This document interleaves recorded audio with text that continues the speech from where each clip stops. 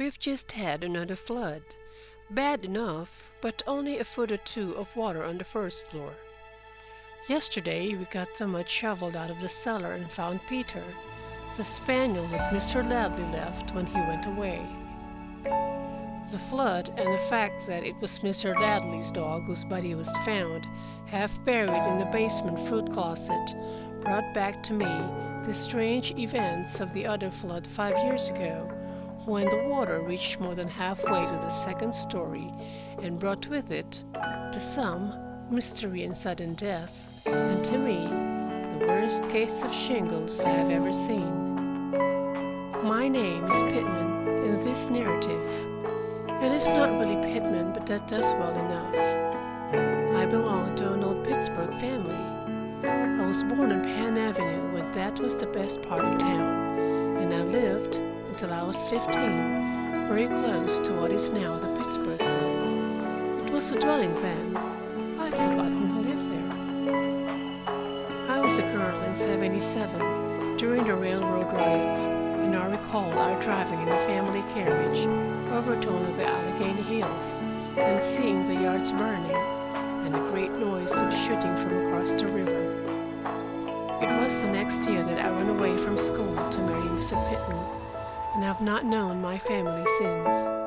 We were never reconciled, although I came back to Pittsburgh after 20 years of wandering. Mr. Pittman was dead. The old city called me and I came. I had $100 or so, and I took a house in Lower Allegheny, where, because they're partly inundated every spring, rents are cheap and I kept boarders.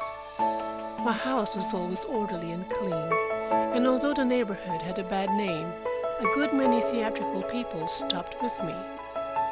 5 minutes across the bridge and they were in the theater district. Allegheny at that time, I believe, was still an independent city, but since then it has allied itself with Pittsburgh. It is now the north side. I was glad to get back. I worked hard, but I made my rent and my living, and a little over. Now and then, on summer evenings, I went to one of the parks and sitting on a bench, watched the children playing around, and looked at my sister's house, closed for the summer. It is a very large house.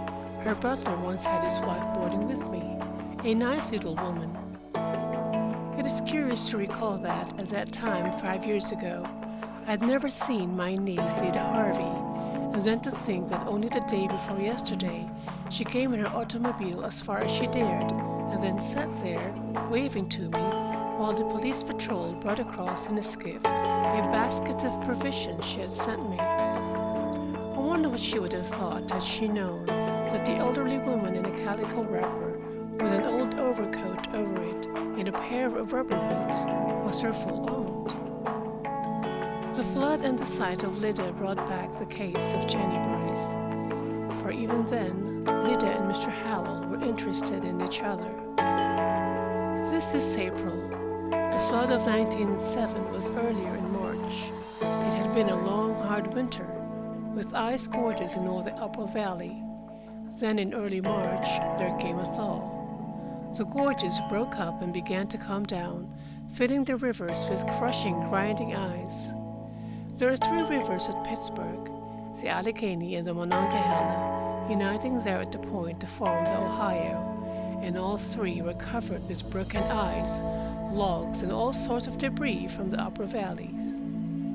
A warning was sent out from the Weather Bureau, and I got my carpets ready to lift that morning.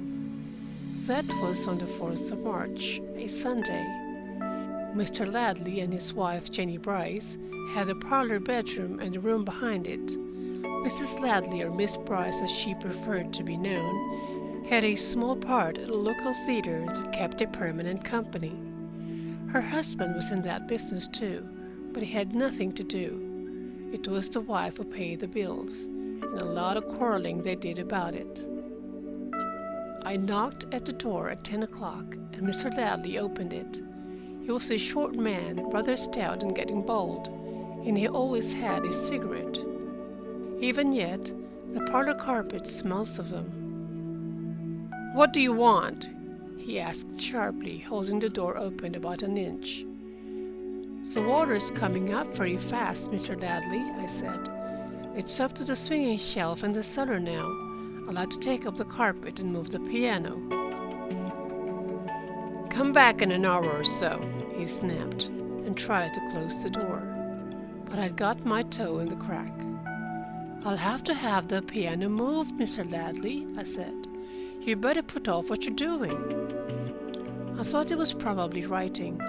He spent most of the day writing, using the washstand as a desk, and it kept me busy with oxalic acid, taking ink spots out of the splasher and the towels.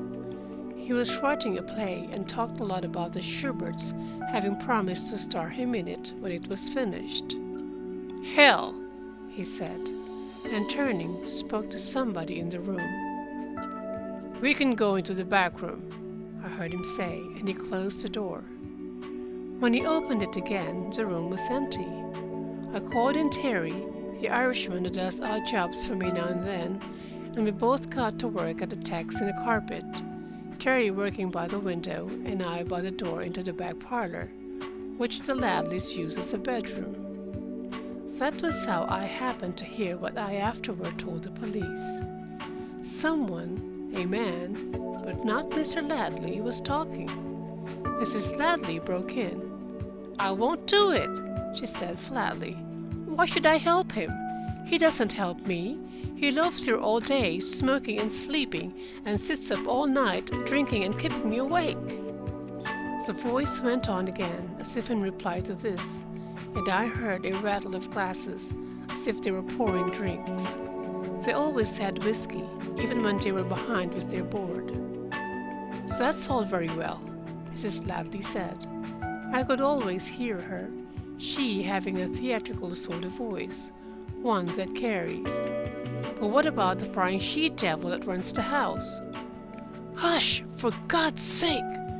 broke in Mr. Ladley, and after that they spoke in whispers. Even with my ear against the panel, I could not catch a word. The man came just then to move the piano, and by the time we had taken it and the furniture upstairs, the water was over the kitchen floor and creeping forward into the hall. I had never seen the river come up so fast. By noon the yard was full of floating ice, and at 3 that afternoon the police skiff was on the front street, and I was waiting around in rubber boots, taking the pictures off the walls. I was too busy to see who the Ladleys' visitor was, and he had gone when I remembered him again. The Ladleys took the second-story front, which was empty, and Mr. Reynolds, who was in the silk department in a store across the river, had the room just behind. I put up a coal stove in the back room next to the bathroom and managed to cook the dinner there. I was washing up the dishes when Mr. Reynolds came in. As it was Sunday, he was in his slippers and he had the colored supplement of a morning paper in his hand. "What's the matter with the Ladleys?" he asked. "I can't read for the quarreling." "Booze, probably," I said. "When you've lived in the flood district as long as I have, Mr. Reynolds, you know that the rising of the river is a signal for every man in the vicinity to stop work and get full. The fuller the river, the fuller the male population." "Then this flood will likely make them drink themselves to death," he said. "It's a Lulu. It's the neighborhood's annual debauch. The women are busy keeping the babies from getting drowned in the cellars, or they'd get full too. I hope since it's come this far, it will come further, so the landlord will have to paper the parlor." That was at 3 o'clock. At 4, Mr. Ladley went down the stairs, and I heard him getting into a skiff in the lower hall. There were boats going back and forth all the time, carrying crowds of curious people and taking the flood sufferers to the corner grocery, where they were lowering groceries in a basket on a rope from an upper window. I had been making tea when I heard Mr. Ladley go out. I fixed a tray with a cup of it and some crackers and took it to their door.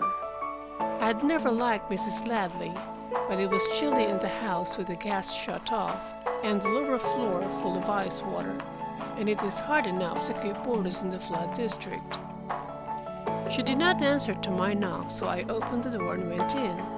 She was at the window looking after him, and the brown valise that figured in the case later was open on the floor. Over the foot of the bed was the black and white dress with a red collar. When I spoke to her, she turned around quickly.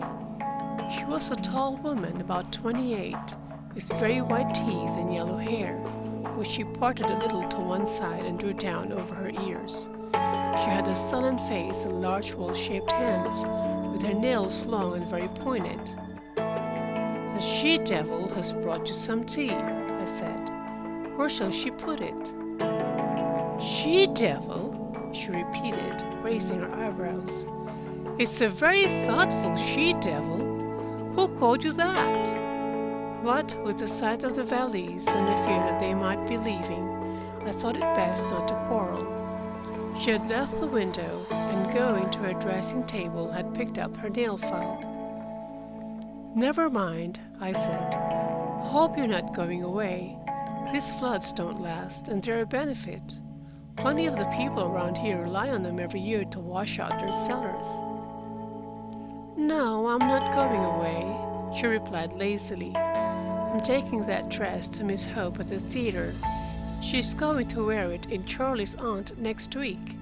She hasn't half enough of a wardrobe to play leads in stock. Look at this thumbnail, broken to the quick." If I had only looked to see which thumb it was, but I was putting the tea tray on the washstand and moving Mr. Ladley's papers to find room for it. Peter the spaniel begged for a lump of sugar, and I gave it to him. "Where's Mr. Ladley?" I asked. "Gone out to see the river." "I hope he'll be careful. There's a drowning or two every year in these floods." "Then I hope he won't," she said calmly. "Do you know what I was doing when you came in? I was looking after his boat and hoping it had a hole in it." "You won't feel that way tomorrow, Mrs. Ladley," I protested, shocked. "You're just nervous and put out. Most men have their ugly times. Many a time I wished Mr. Pittman was gone, until he went. Then I'd have given a good bit to have him back again." She was standing in front of the dresser, fixing her hair over her ears. She turned and looked at me over her shoulder. "Probably Mr. Pittman was a man," she said. "My husband is a fiend, a devil."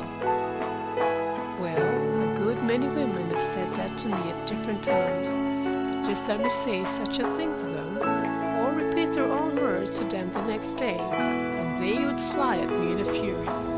So I said nothing and put the cream into her tea. I never saw her again. End of chapter 1.